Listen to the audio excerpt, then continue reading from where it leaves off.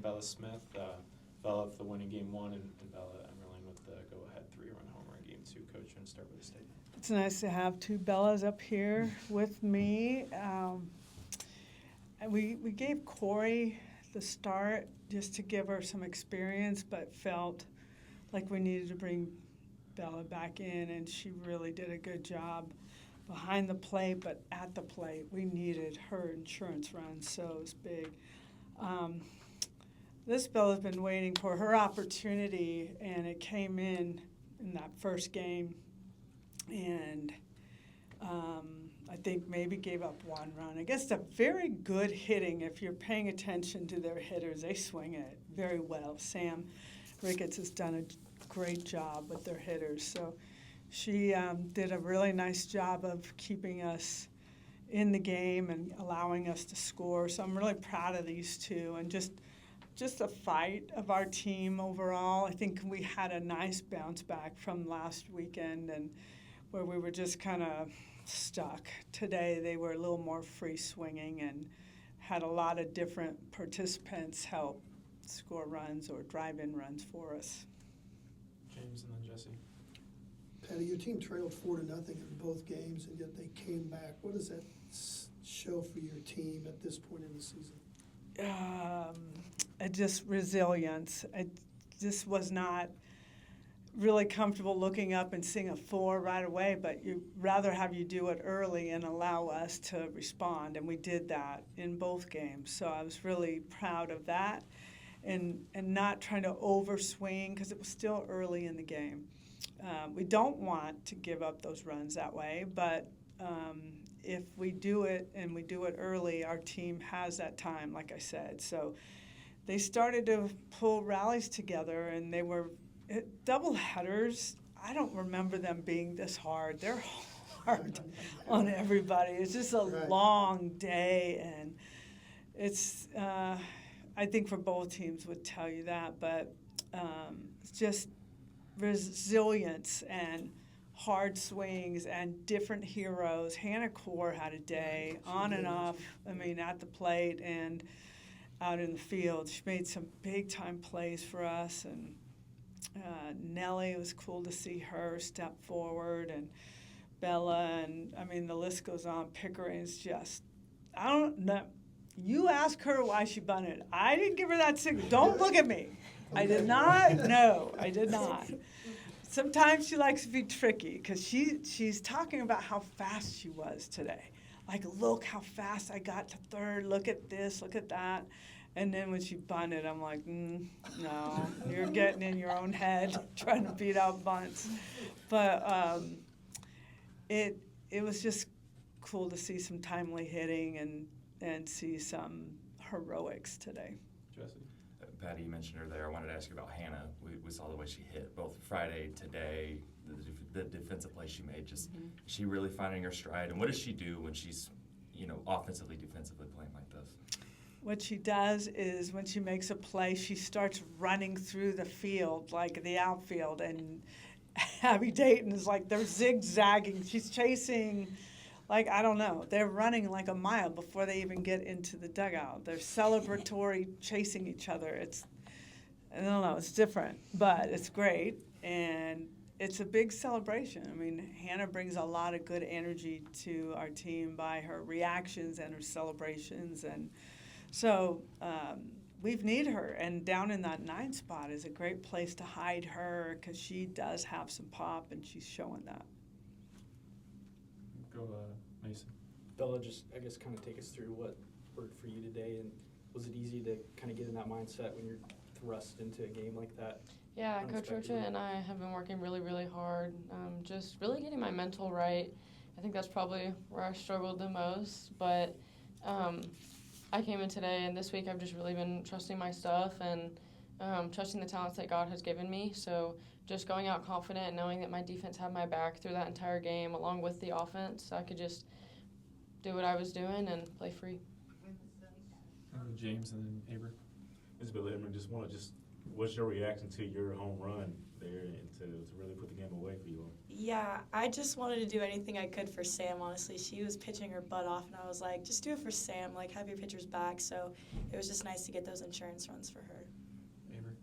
And then, sticking with you, want to ask about that. What did you see from Sam, especially as the game went on, Yeah. after that rough start? I know you weren't behind the plate for that. But. Yeah, I think just a little bit of fatigue, and she was just pushing through it.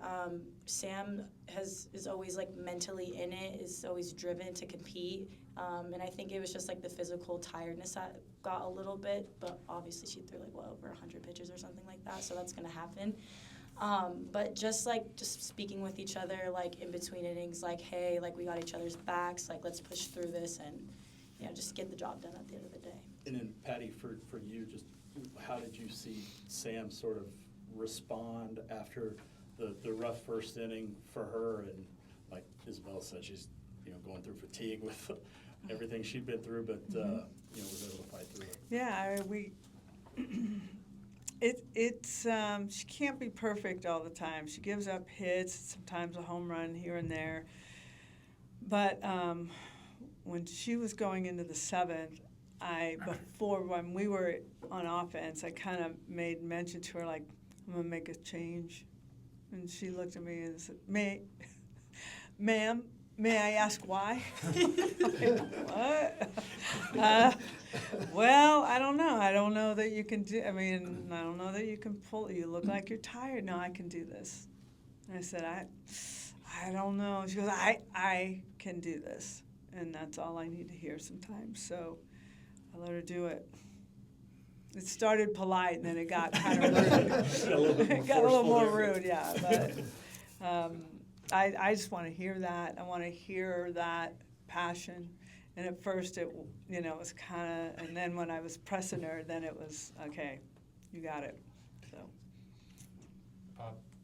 Bella, you mentioned struggling with your mental. What have the last couple months been like? Is this the first time in your career you've had to deal with that?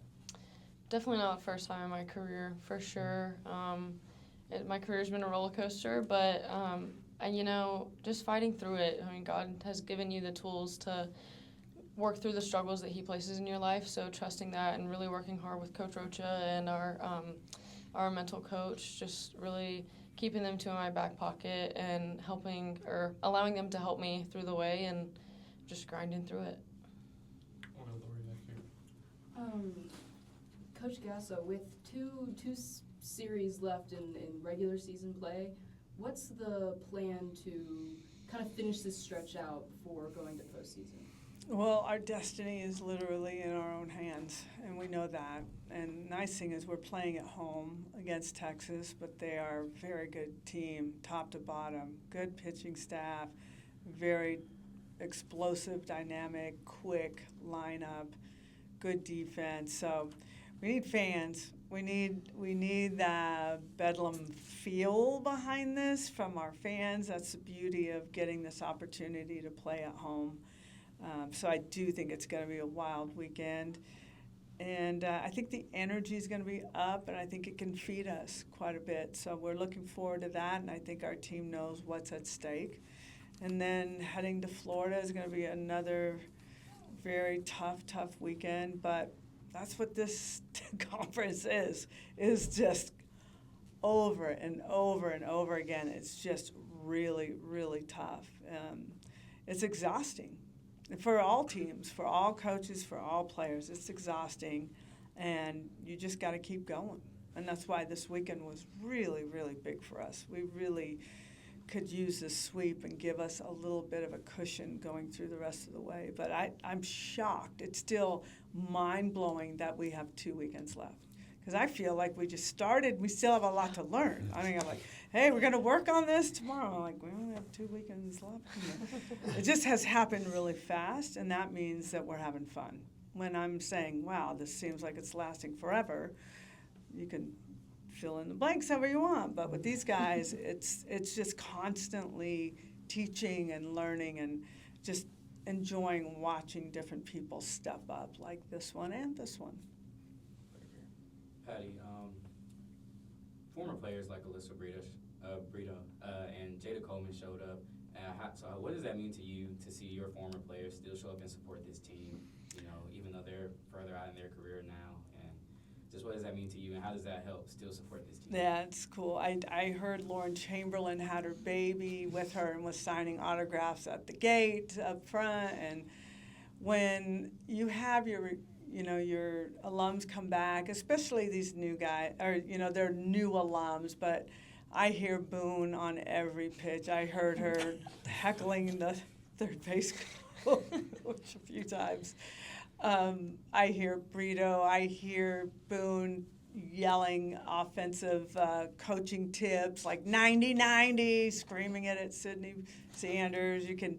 I hear them, and I'm like, don't look up. Because if I look up, I want to meet their eyes quickly. I don't know exactly where they are. So I never look up, but I always hear them. And to be honest, our team is fired up by it, and it's a comforting feeling. Like they're there, and they're the force, they're the power that is helping us get through this. So it's been wonderful. I'm so happy they do that for us. Cool, one more. Two more. Avery and James. Yeah, Patty, and your players, if y'all want to chime in on this, the wind, the first couple innings of the first game, when we saw the home runs affected, the fly ball to left that got knocked down, just how tough was that for those guys to deal with? It was tough to read that from a defensive side, because you could see them kind of like play it out, and then you start seeing them sprint forward. I'm like, what just happened? It's hard. It's swirling, and it's changing directions as well. So if you're a lefty hitter, you got a good setup going out with that jet stream. But if you're trying to hit it out to left, you got to really drive it and keep it like a hard line drive. But if you get it up in the air, it's coming back. It's hard. That's hard to play. I think Abby Dayton was feeling that stress of that a little bit.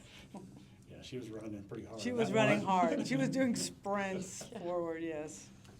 James and Chapman will wrap up. Isabella, I'm curious, sometimes Patty's tried to rest you, and she's starting Corey, and she's put you in. You've had really good success when you've come in.